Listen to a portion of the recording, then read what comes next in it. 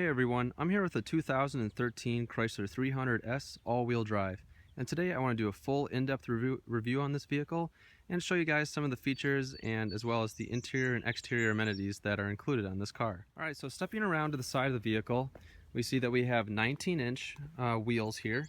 Try to get out of the sun so you guys can see them a little bit better.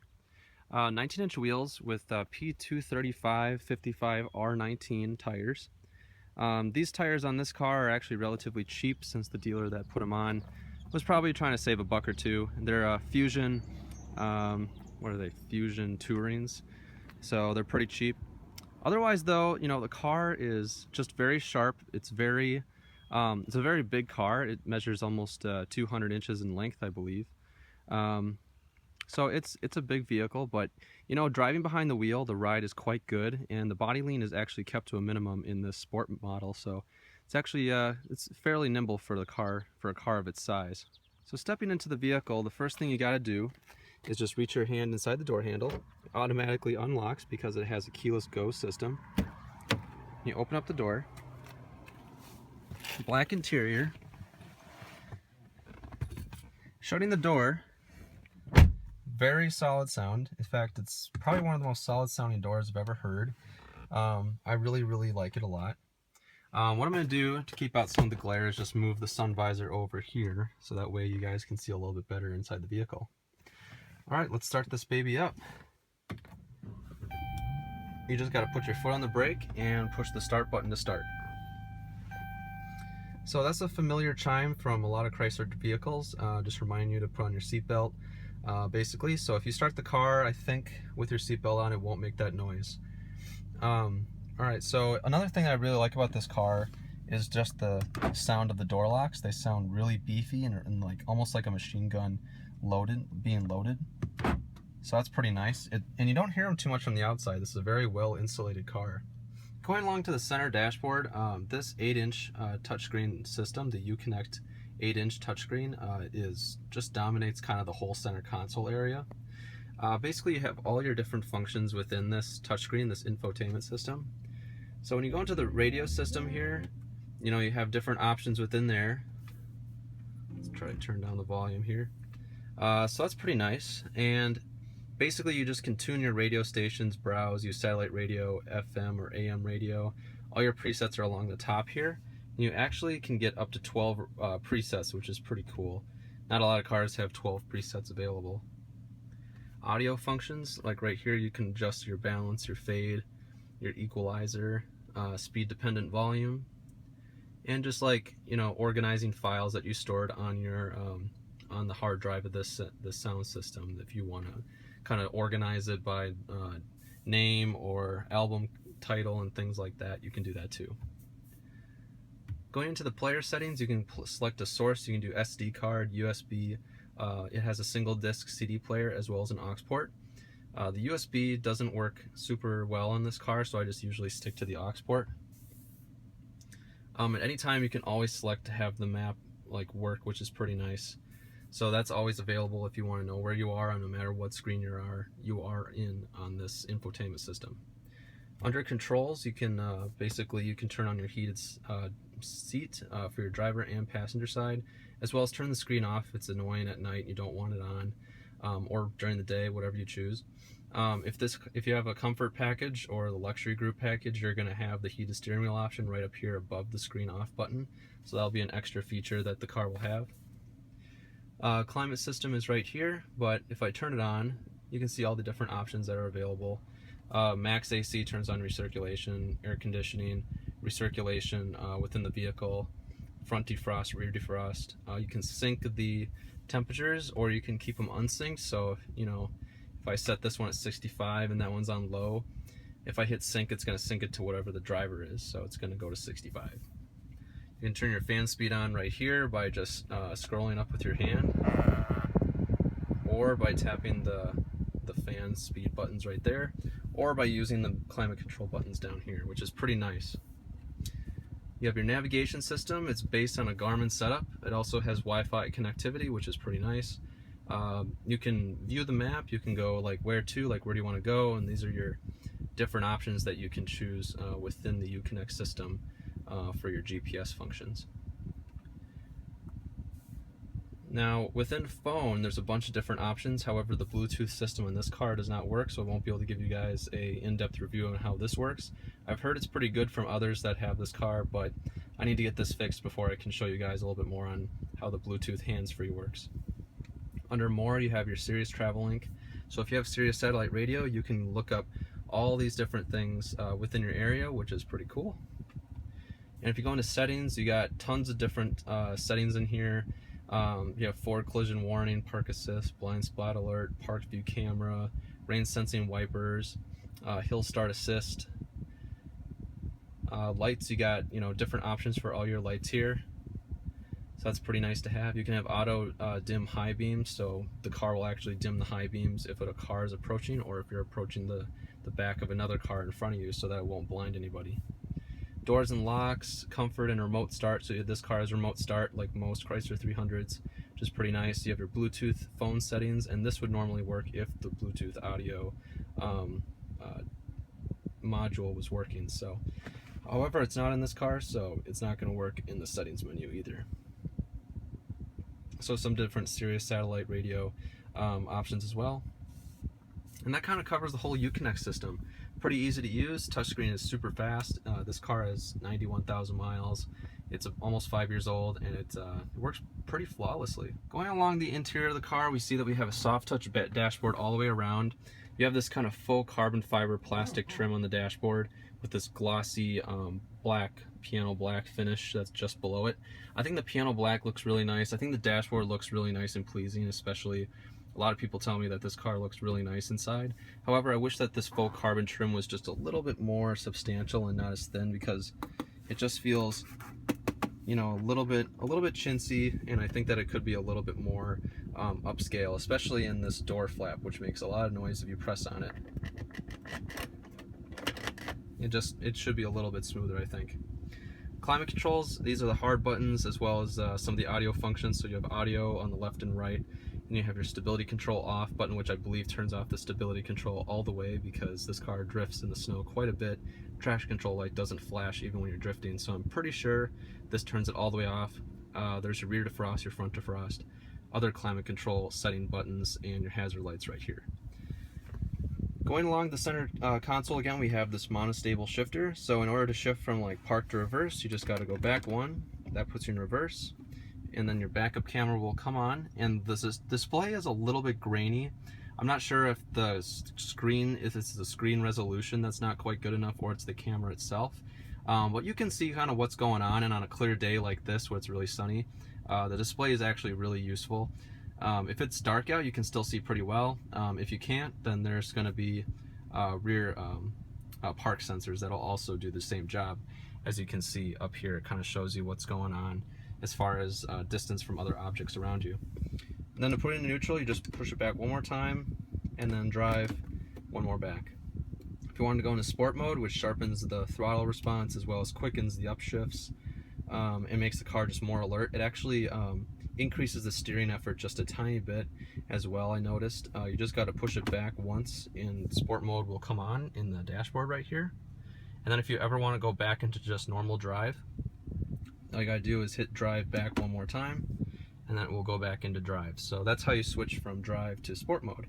And then to put it in reverse, you do 2 clicks forward, and then if you want to go back to drive, you put it 2 clicks back.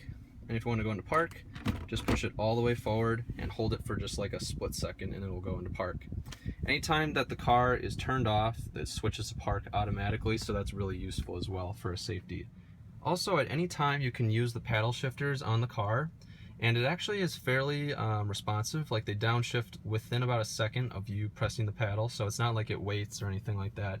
It will only deny an upshift or downshift. Well, it never really upshifts, it never denies an upshift, but it will deny a downshift if it will over rev the engine, if you were to select second gear at 60 miles per hour, for instance. Yeah, so sport mode, and the paddle shifters will work in sport or in normal drive mode. And then anytime you don't want to have the paddle shifters on anymore, just hold the right paddle for 1.5 seconds and they will go back into drive, and the paddles will not be active anymore. This one will actually show you navigation as well as all your different audio functions within the car, which is pretty neat. You can kind of look and see like what your gas mileage is, what your adaptive cruise control is set at, what your vehicle speed is currently, which is pretty nice. You can change that to kilometers per hour in there too. Trip info, so that gives you all the statistics on your trip. Tire pressure, and it gives you individual tire pressures all around the car. Vehicle info, so this will show you if you're in a rear-wheel drive mode or all-wheel drive mode. It also shows your oil temperature, your transmission temperature, which we'll get to, oil pressure, which is really low since we're at idle, as well as how many engine hours I think you've had the car on for. So that's pretty cool to know, I guess, how many hours the engine has been working. Coolant temperature, and then back to rear-wheel drive or all-wheel drive status. Messages, this will just, this kind of stores, like, I guess whatever the car wants to tell you about maintenance or related to your Bluetooth phone, in case you have like any text messages that you want to look at. And you can turn the menu off, so that way you don't have to even see it, but then if you just press any button, it'll come right back, so that's pretty nice. As I was saying, this car has adaptive cruise control, which is super easy to use. You can switch between normal cruise control and adaptive cruise control mode just by pressing the mode button. You can select a distance of 1, 2, or 3 seconds behind the person in front of you. If someone were to be in front of you and you set the cruise speed higher than the person in front of you is going. Otherwise, if no one's in front of you, the car will just set the cruise at the speed that you selected. This is how you turn the cruise on and off. This is canceling the cruise control, and this is how you resume or add speed. If you hold it up, it goes in 5-mile-per-hour increments. If you just press it once, it goes up in 1-mile-per-hour increments for both the speed increase and speed decrease. So they also have voice recognition system, so you can actually play songs. You can set the climate control, or you can make calls by using the voice recognition button. Well, actually, not the calls, but all those other functions that I listed can work through voice recognition.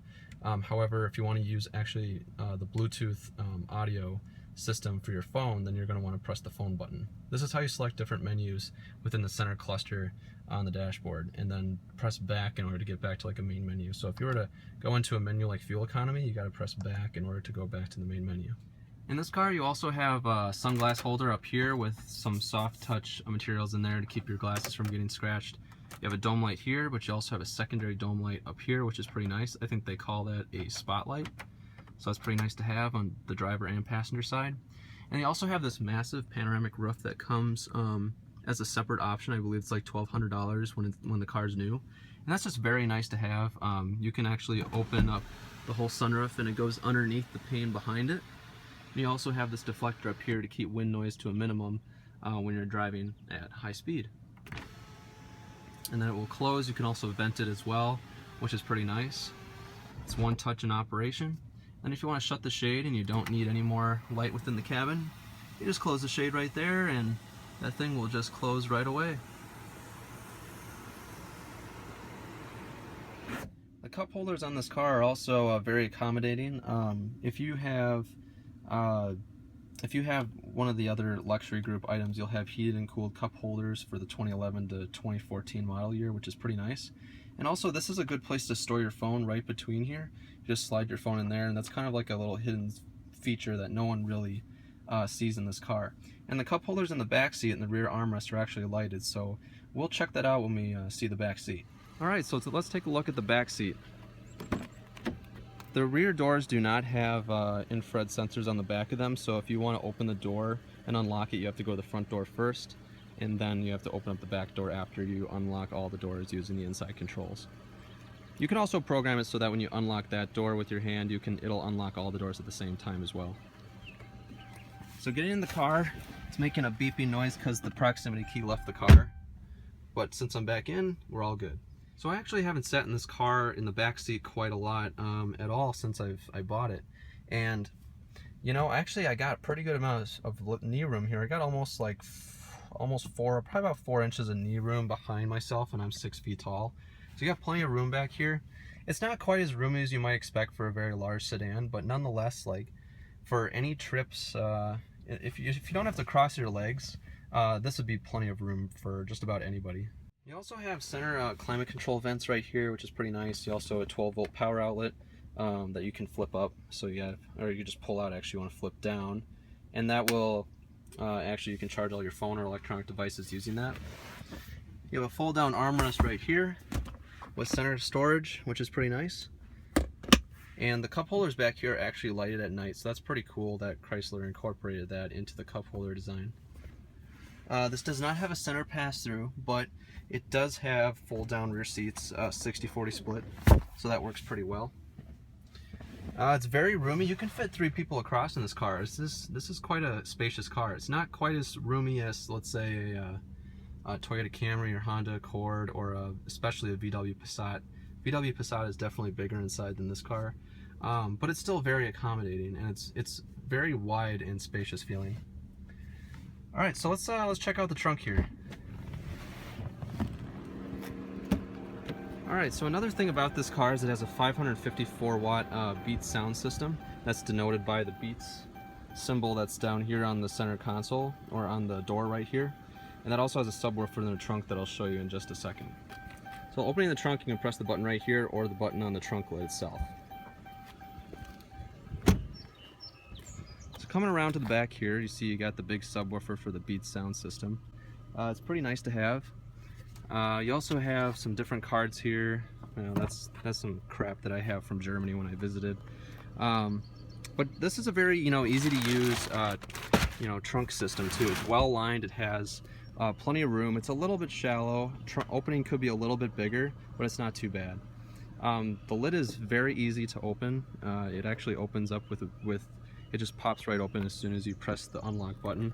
And they actually include this little latch here, just like a lot of German cars do, so that when you have to work on your spare tire, for instance, you got a flat tire on the side of the road, all you gotta do is just put this little cord up here, and it hooks right onto the weather stripping. So you got a full-size spare tire back here, and you also have this large battery in the trunk that almost never goes dead. I think they just replaced this for the first time in about 85,000 miles right when I bought the car. Alright, so let's take a look under the hood and see what kind of engine is in this Chrysler 300S. It has a 300 horsepower V6 engine. It actually has a cold air intake that came standard with the car for the S model, as well as a slightly more open exhaust, free-flowing exhaust for an extra 8 horsepower compared to the base version of the 3.6 liter Pentastar V6 engine in the 300. So overall, you can get a lot of different engines with this car. You can actually get a 5.7 liter Hemi V8 that pumps out over 370 horsepower. You can also get a 6.4 liter in the SRT8 model, which is actually very powerful, but it's also very fuel efficient with cylinder deactivation on the highway. So it's actually a very nice car. It's very smooth revving, produces a lot more torque down low than you might expect, and the engine characteristics remind me a lot about the VQ V6 engine and a lot of Nissan products. I wouldn't say this engine's quite as smooth as the VQ, but it has the same kind of low-end torque, but also has high RPM surge when variable valve timing kicks in, just like VTEC on a lot of Honda and Acura products. So overall, I really enjoy this car quite a bit.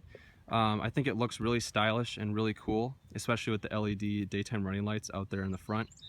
And I've just enjoyed it a lot more than I expected. It's very roomy. It's super relaxing after a stressful day. The ride is so good. The quietness is just impeccable. It's so quiet on the road, especially to a lot of cars that I have ridden in recently. So if you guys have any questions or comments, please put them in the section below. I hope you guys enjoyed this review on the 2013 Chrysler 300S sedan. Thank you for watching, and have a great day. Bye.